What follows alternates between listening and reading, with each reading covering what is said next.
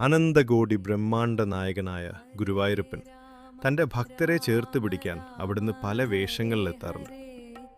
വിശ്വസിക്കാൻ പ്രയാസമുള്ള എന്നാൽ ഇന്നും ഭക്തമനസ്സുകളിൽ ജീവിക്കുന്ന അത്തരമൊരു അത്ഭുത നിമിഷത്തിൻ്റെ കഥയാണിത്.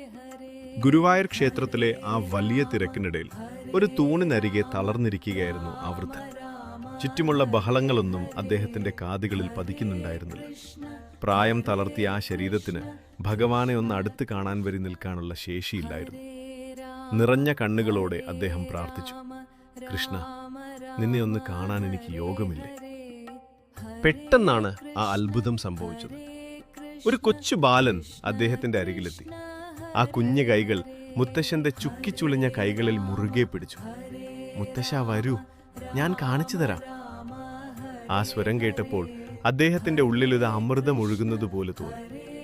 ആരും കാണാത്തൊരു വഴിയിലൂടെ ആ ബാലൻ അദ്ദേഹത്തെ നേരെ ശ്രീകോവിലിന് മുന്നിലെത്തിച്ചു. അവിടെ ഭഗവാന്റെ വിഗ്രഹം 1 കോടി സൂര്യന്മാരുടെ തേജസ്സോടെ തിളങ്ങുന്നു. ആനന്ദാശ്രുക്കളോടെ അദ്ദേഹം ആ രൂപം കണ്ടു തൊഴുതു. പെട്ടെന്ന് ആ ബാലൻ അപ്രത്യക്ഷനായി. അവിടെ തറയിൽ ഒരു മയിൽപീലി മാത്രം ബാക്കിയുണ്ടായിരുന്നു. പുറകിൽ വന്ന ശാന്തിക്കാരൻ അത്ഭുതത്തോടെ ചോദിച്ചു, മുത്തശ്ശ, എങ്ങനെ ഇവിടെ എത്തി? കുറച്ചു മുൻപൊരു കുട്ടി നിങ്ങളുടെ കൈ പിടിച്ചു വരുന്നത് ഞാൻ കണ്ടല്ലോ. അപ്പോഴാണ് ആ വൃദ്ധൻ തിരിച്ചറിഞ്ഞത് തൻ്റെ കണ്ണീർ തുടയ്ക്കാൻ വന്നത് സാക്ഷാൽ ഗുരുവായൂരപ്പൻ തന്നെയായിരുന്നുവെന്ന്.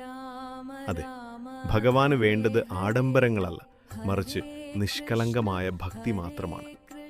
നമ്മുടെ ഉള്ളുരുകിയുള്ളൊരു വിളി മതി അവിടുന്ന് നമുക്ക് മുന്നിൽ ഓടിയെത്താൻ. ഹരേ കൃഷ്ണ.